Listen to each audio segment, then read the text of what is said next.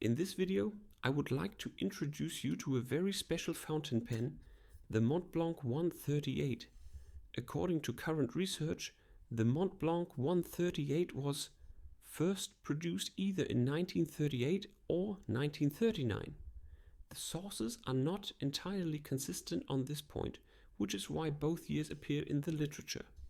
What is clear, however, is that it was created right at the beginning of the Second World War, during a time when many raw materials were rationed or requisitioned by the state. Gold, which was typically used for nibs, became difficult to obtain for writing instrument production. As a result, the early versions of the 138 were not fitted with gold nibs but with steel nibs or, in rare cases, with a palladium nib. These palladium nibs can be identified by a small stamped P. The fountain pen we are looking at today is equipped with a steel nib and at first glance appears similar to a model from the immediate post-war period. Later in the video, we will explore some of the subtle but important differences between pre-war and post-war versions. As for the condition of this particular piece, it is in remarkably good shape for its age. The surfaces are beautifully preserved, but there are still a few things that need attention. The cork seal has shrunk, so the pen is no longer able to draw up ink.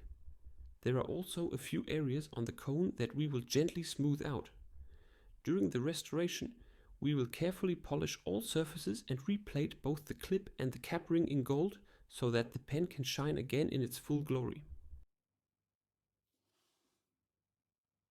Among collectors, the Montblanc 139 is often considered one of the great holy grails of this era. However, many experienced collectors also appreciate the particular charm of the 138. In recent years, both the prices and the number of repair requests for this model have risen significantly, demonstrating how much interest it has garnered. The 138 was likely developed as a more affordable alternative to the luxurious 139. For those who found the 136 too small but did not want or were unable to opt for the 139, the 138 offered the ideal middle ground.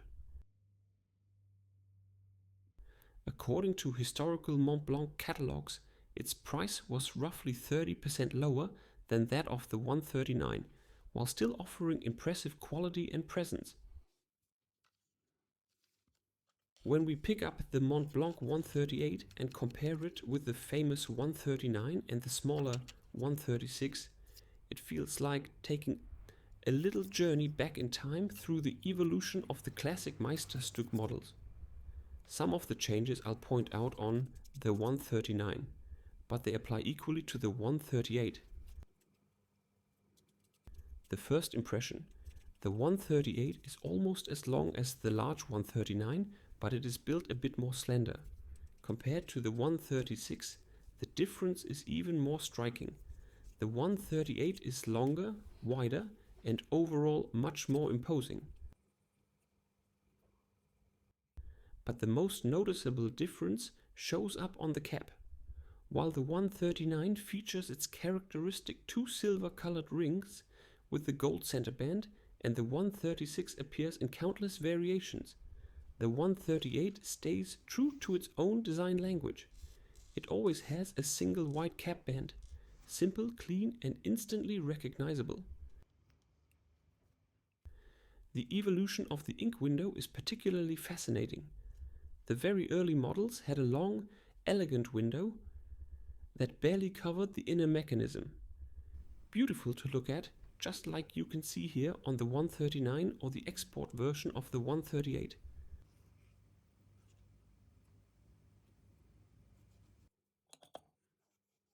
Over the years, these windows became shorter, and in the final generation only a small cutout remained, which disappears almost completely when the cap is posted.